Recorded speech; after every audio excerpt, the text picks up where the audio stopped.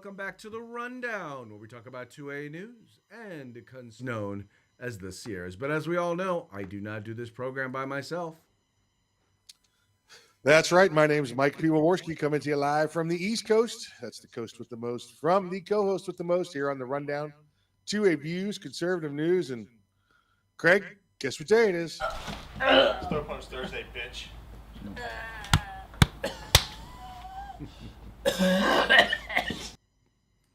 I was the one who got punched in the throat today because evidently everything on my whole system was working fine until we got ready to go live. And then all of a sudden, decided that it was just going to punch me right in the throat.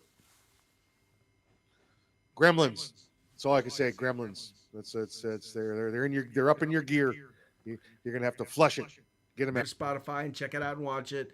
Unfortunately, you won't be able to comment at the time, but good stuff will be going on. I'm looking here right now, and we appear to be up on. We're up on Rumble. It be. We're gonna have a good old time, nonetheless. There you go. There you go. Just like that. We'll get her done. So it's trying to do 48 hours work every 24 hours. Yeah, folks, this is SHOT Show's always fun. And I'll tell you, one of the things that I think Mike and I take pride on is broadcast. But most other programs, they do whatever their daily or weekly program is. They do that, and then they pretty much go and hang out the rest of the time. Between Arms Room Radio and the Rundown folk there put together. Easily. Yeah. And, it's nice the NSSF recognizes us for that every year. So we'll continue to put out the best content that you can get, and the large. Make sure the folks over at NSSF know how much you appreciate them allowing us to be able to broadcast from there. Mike, 2 years ago, we were actually on the show floor, and I got to say, to me, that was the best year at SHOT. Let me ask you, what do you think? You think year, and they had some cancellations. So it's all going to come down to how much floor space is available, because they don't want open floor space. They want to make sure everything is all booked up. So we'll see. Yeah. Here's the people not coming this year, and we'll find out. Yeah, that was Beretta had decided not to come that year, and that was because they're I think Glock wasn't there that year. Several of the international folks weren't able to make it just because, just because travel to and from Europe was just very, very difficult. Yeah. Beretta, they still ponied up. They paid for the media. Pay for your space and the space next to it. That way you'll have all the media right there next to your spot. There you go. All things Beretta all the time. All things Beretta all the time. I'm down for that. I'd be cool for that. Or, hey, maybe Glock. On that note, let's go ahead and let's get ready to kick the show off. We're going to go ahead and start, as we usually do, with a quick shout-out to our sponsors. Yep, let's say hey to our good friends over at Hitman Industries. That's hitmanindustries.net. California Republican Assembly fighting a good fight behind enemy lines. Now you can take part in California's future today. Make sure you check out the California 6th congressional race while you're over there. If you want best in holsters on the market, that's all one word, all spaces, all caps, no spaces. There you go. And get a nice little discount there. I got a big old fly in here challenging me for microphone and camera view. So I'm trying. You can get everything but the gun. Folks, once again, these are our phenomenal sponsors. A number of our sponsors are actually veteran-owned and operated. All of them very much appreciate America. They love America and want to see pro-America messages out there. So they support what we support. So do us. If all you got to do is click on the link, go there, check them out. If you like what you see, spend some money with them. Make sure you tell them the guys over at the Rundown sent you. Also want to encourage you, if you have not already done so, please make sure to like, share, and subscribe. Subscribe. Do it in multiple places, folks. Just on Facebook. However you're watching us, hit that like button, because that helps us, to beat the algorithms. But also make sure that you're subscribing in multiple places. And the main places I would suggest that you subscribe. Number one, OpsLens. People encourage you over at Spotify because, well, you can watch it later. You can listen to it if you're in the car. So if you're watching it and then you want to go get in the car, you got to go somewhere, you don't have to stop the program. You can just pause it real quick, get in the car, and you can listen the rest of the way. And then finally, but however you are going to partake of the program, All we care is that you partake. So make sure y'all doing that. Do it. Do it now. Do it Do it. now. Do it now. All right, let's get into our first story of the day. Feds and I both know that we knew that they were doing this. All right. We suspected that they were doing this, but now we know for a fact they are doing it. And well, that's because, this is what happens when you get to be in the majority in the House of Representatives or one of the houses of Congress. You actually get a chance to do some real investigating. And that, my friends, is making sure my sound is nice and crisp. And I'm all good, sir. It's all good. It's all good. Excellent. Excellent. All Okay. good. Oh, except now I'm not. There we go. Bam. All right.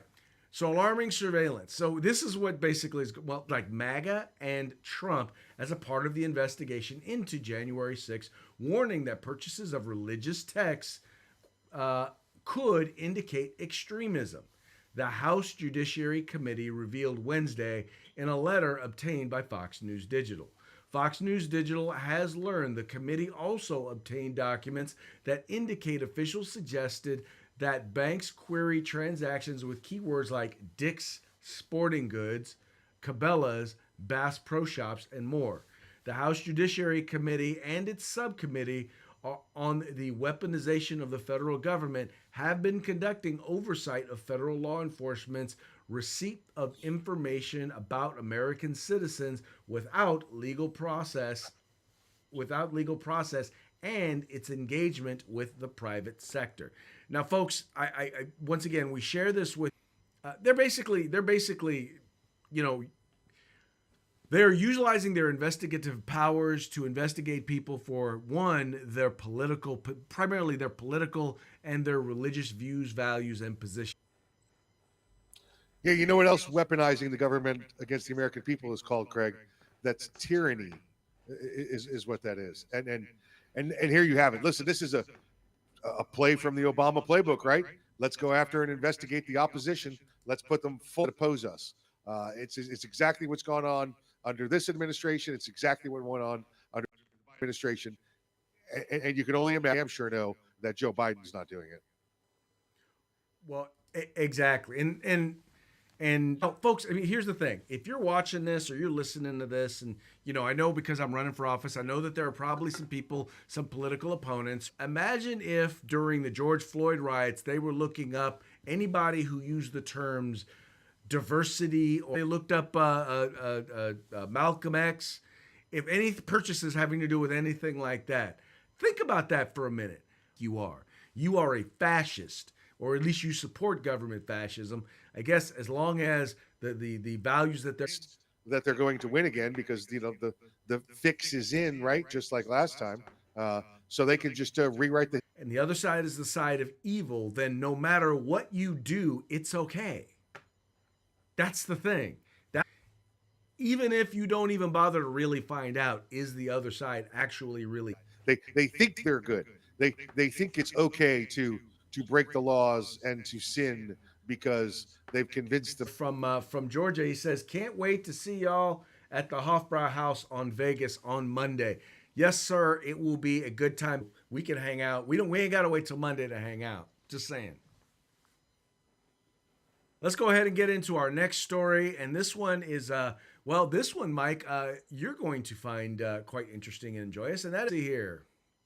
According to Orlando Weekly, a House Republican on Tuesday filed a bill that would make a series of changes to gun laws filed by Representative Mike Beltran came after lawmakers last year dropped a requirement that people have concealed weapons licenses to carry guns.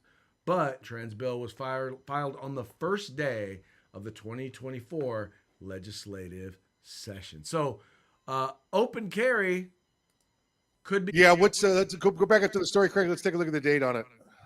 I'll make sure before I give you some other information here. This is from been making the rounds, but as of this week, as of yesterday, the Florida House Speaker supports the idea of open carry.